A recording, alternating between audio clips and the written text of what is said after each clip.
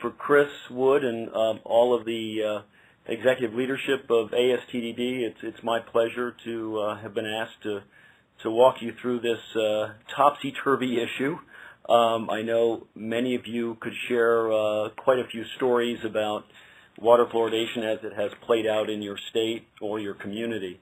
PEW, the Children's Dental Campaign was launched in 2008 by the PEW Center on the States, and you know, we don't really have, as they say, skin in the game. We don't.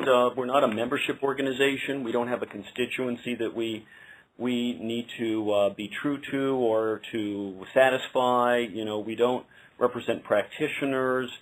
And so to us, this is a question of evidence basis. You know, what are smart, sound, evidence-based approaches to strengthening oral health, particularly of children? That is a centerpiece of our charge as a campaign, but certainly strengthening the oral health of everyone is important in our country. And so when we looked at the evidence basis, I think one of the first things that the dental campaign realized was, wow, there is something that has been proven for many decades that a lot of states aren't really fully utilizing, and that's community water fluoridation. When we probed this issue a little more deeply, what we found also was the increasing amount of resistance that many states and communities were encountering, and also the fact that while there had always been opposition to water fluoridation, the nature of that opposition and the tactics used by the opponents had clearly evolved over time, in some cases to a fairly sophisticated approach. And so we worked with a social marketing and research firm called Salter Mitchell and some other stakeholders to do a serious, fresh look at this to figure out what tactics we needed to embrace, what new strategies we needed to use as oral health advocates to regain the momentum and continue to move forward. And that's really the basis for this webinar. First, most of you could probably recite this stuff in your sleep, but I always feel that sometimes there may be a few people on calls that aren't fully aware of this stuff. But you know, fluoride exists naturally in nearly all water supplies. That may be something we know about, but I think there are members of the public that it's worthwhile for us to remind them of that, because I think the antis very much play on the notion that you're adding something to water that's not there. And I think to the extent that we mention this is really about adjusting the level of fluoride is probably going to be helpful for us. The 72% refers only to Americans whose homes are connected to public water systems, so that percentage would be closer to about 65, 64% if you include all Americans, including those in rural areas and on well water. One of the things that we see a lot of is stats on fluoride's ability through water fluoridation to reduce tooth decay. And a lot of us have seen the stat of 18 to 40%. I think where PEW's head is on this issue is increasingly we're thinking it makes sense to use a particular number. A range of 18 to 40% can potentially make people feel, well, gosh, they're not really sure what kind of benefit it has. That's a pretty wide range. There's a logical reason for that range of benefit, but I think the figure that we find most useful is to rely on the U.S. Task Force on Community Preventive Services, and they found that they reviewed more than 20 studies, and they found that their conclusion was a decline in tooth decay rate of a median rate of 29%, so about 29%. Then we mentioned the notorious 9. Those are the states that are not even reaching a majority of their residents who are on public water systems. So fluoridation has provided tremendous benefits through the decades to those who have had access to it, but we do not have a lot of cause to celebrate because there still are a lot of people who are not receiving fluoridated water, including 74 million who easily could. I say easily in the sense that their homes are connected to community water systems. So this wouldn't require a huge lift. Obviously, the logistics of doing so differ community by community. But we're not talking about people just in rural areas. This 74 million is only those people who don't have access, who are on public water systems. Nebraska passed a statewide mandate a few years back, and soon after that mandate, most of their communities, about 80%, voted to opt out. Now, the reasons were somewhat varied, and some of it was kind of an early Tea Party reaction to the state can't tell us what to do. So it wasn't necessarily an animus toward fluoridation, but I think that's worth noting. Tennessee Speaker of the House has made a lot of hostile comments about fluoridation. There are some bills in New Hampshire, 2 bills virtually identical that would ban fluoridation statewide. So there are a lot of things on the horizon to be concerned about. What we're seeing is an all-out push by anti-fluoride groups, and some of them are sort of anti-fluoride all the time. Some of them have multi-issue agendas. They're also anti-vaccine. One of the major spokespersons against fluoride and fluoridation, a man named Mike Adams, who is the editor of naturalnews.com. It's one of the most highly visited sites on the web.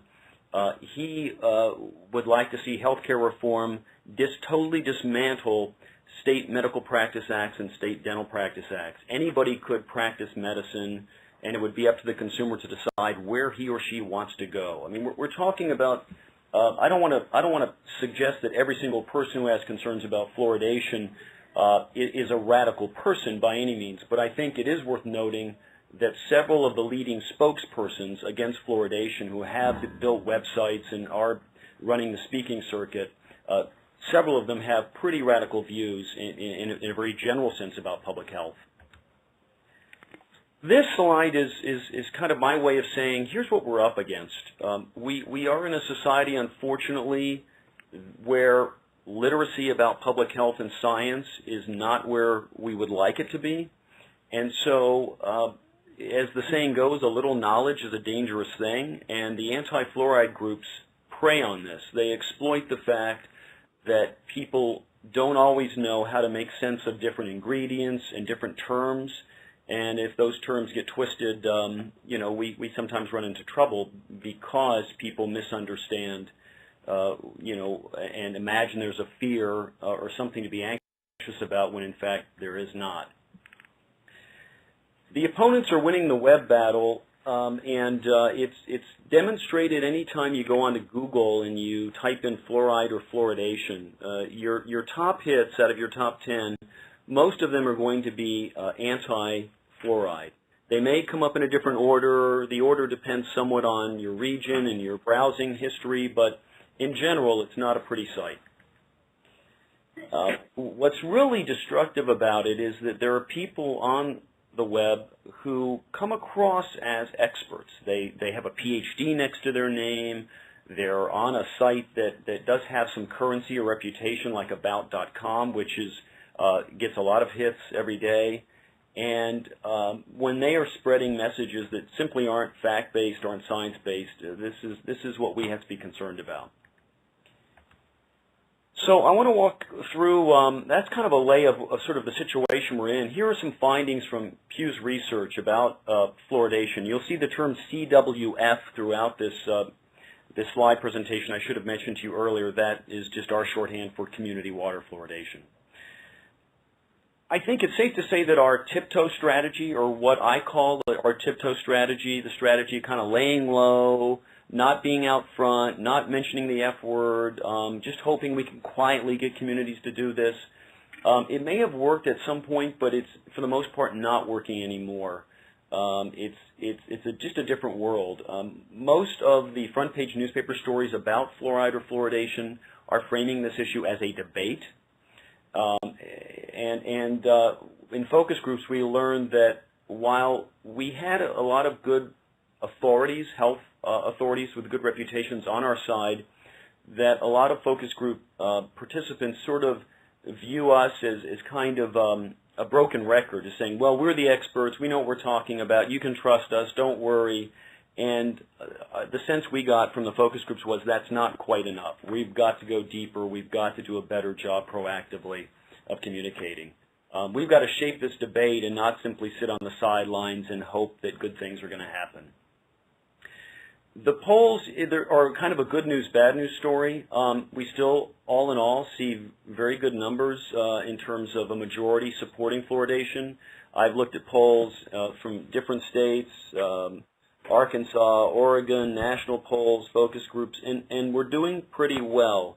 What is disturbing is the softness of that support. You know, if you drill deeper and you ask people, do you strongly support something or somewhat support, we're finding that a lot of our support is what I would call mushy, that a lot of it fits in the somewhat category.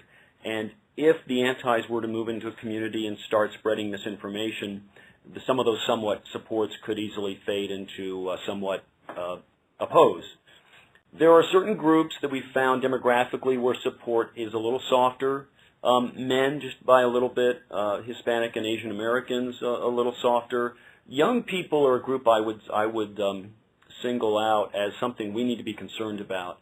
This, in some ways, makes sense because young people have really not grown up in an era where they've had a parent, or maybe they haven't seen much of a grandparent who had bad teeth, who had teeth that reflect the fact that they grew up in an era without water fluoridation. There's still some of that out there, but you know, when this issue was fresh in the late 40s and 50s, it was part of the public conversation and dialogue. And over the course of time, as more communities got fluoridated in the 70s and the 80s and the 90s, we kind of stopped talking about this as a country, and some of that for good reason. We were making progress. But there are conversations that we need to have or need to encourage other stakeholders to have to make sure that young people understand why fluoridation is still a good idea. Here's a pretty graphic example of what we saw in Arkansas. This was identical language. We used the exact same question in 2011 that had been used in 2005.